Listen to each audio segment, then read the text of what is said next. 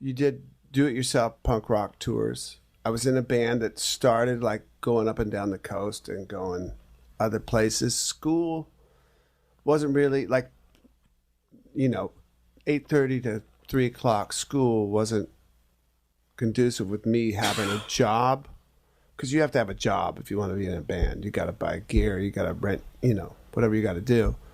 So I was the last of 8 kids too. I think by that time my mom she saw that I was when I said I'm going to leave school, I was going to go to alternative school. Right. But they didn't have a lot of those when we were growing up. They had Nova. Okay, and up in Seattle. They had this place called Nova. So I got into Nova, and I didn't really go. That's when I kind of became a lifer in music. Once I left, like high school, was when I said, okay, well, you've made this big movie, better be all in. You can't just quit school and be some loser dude. So I really went all in on. I was playing drums then, I was playing guitar then, I was playing bass then. I was trying to figure out which was gonna be my one. Was I gonna be a drummer? About the same time, I'm about 16 years old. Heroin came into Seattle. This is 81, late 81, early 82, and it really kind of this brown tar heroin came in to Seattle and kind of took out everybody I was playing with. It didn't hit me. I had done drugs and stuff earlier, like really young age, like middle school. You probably did too. It's our age group. 12, 13, 12, right. pot. And we moved on to acid. Acid, sixth grade. Yeah, mescaline. Remember? Mescaline. And cannabinol. Remember that stuff? We had everything. And in Seattle, we could pick mushrooms on the way home from school. We knew how to discern Liberty Caps from every other mushroom. By the time you're 13 years old, you're expert on like mushrooms. So by the time I was 16, I kind of went straight edge. I'd had like a really bad acid trip. I had a really bad mushroom trip. I'm like, okay, I'm done. I started having panic attacks, and I thought it was from all the psychedelics. So I wasn't like going to AA meetings. I just stopped everything, and I was just so into music, and that was my drug. About the same time, heroin came in, and it took out like guys in my band. This band, we were poised to make that next move. We toured with Black Flag, we toured with Dead Kennedys, which is you're on your way up in that day and age, right? My roommate that I had a house with, he got strung out. At 18, my girlfriend got strung out, and at 19, I was at this point. So it's 1984, and a friend of mine who was strung out, he said, "Man, if you don't leave now, you got to go somewhere. You got to get out of here. You're like our hope." My little group of friends, and my car, I didn't think it would make it. It was a '71 Maverick, a slant 6 engine. I bought it for $300.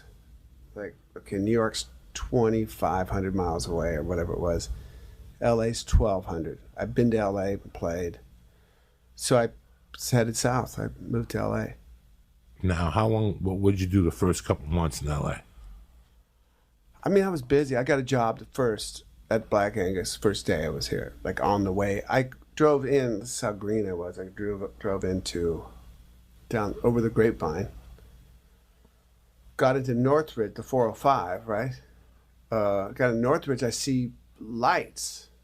I must be in LA. I didn't really know the layout of LA. I'd only played like the Cathay de Grande in Hollywood and some other, So I'm here and I pull off way out there and get a job at the Black Angus. I'm in LA. I had a resume. I was a cook, I had a good resume. I got a job right there. I'd been driving for whatever, 20 hours. But when you're 19, you can do anything. So I got a job after that shift. You worked right then? You started? Yeah. Jesus. Yeah, man. Got a job. What are you going to do? Oh, give me some time? No, you start. Okay, I got a job. I only had like $260. So I didn't have enough to get an apartment. I knew there would be a little swing time in there. So after that shift, an older cook, like a frontline cook, I said, how far is This Hollywood. He asked me if I could give him a ride home. I'm like, I'll give you a ride home. Where's Hollywood from here? He said, Hollywood, man, that's like 25 miles away.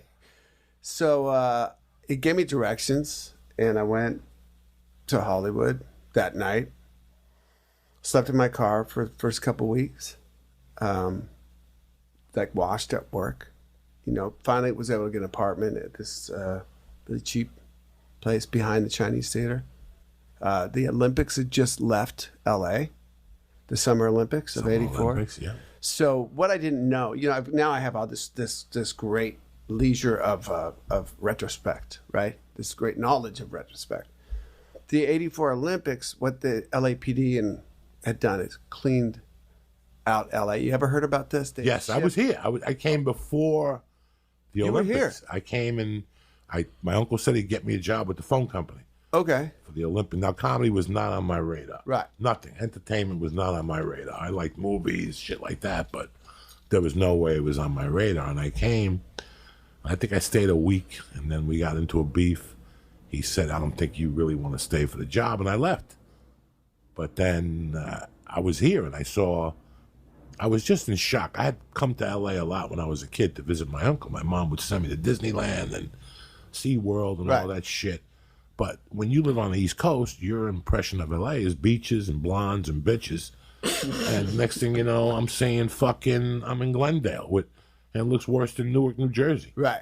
And I'm like, what the fuck is this? This is a pipe dream. Right. There's a beach, but then there's all this other land that looks like a bomb fucking hit it, Yeah. So with our disagreement, I got the fuck out of there, but I had to go around in buses, and I saw how filthy it was. Like I went to Hollywood one day with him. He had to pick up music or something, and I looked around Hollywood, and I'm like, this is fucking Hollywood. Like, yeah. It was just awful. Yeah.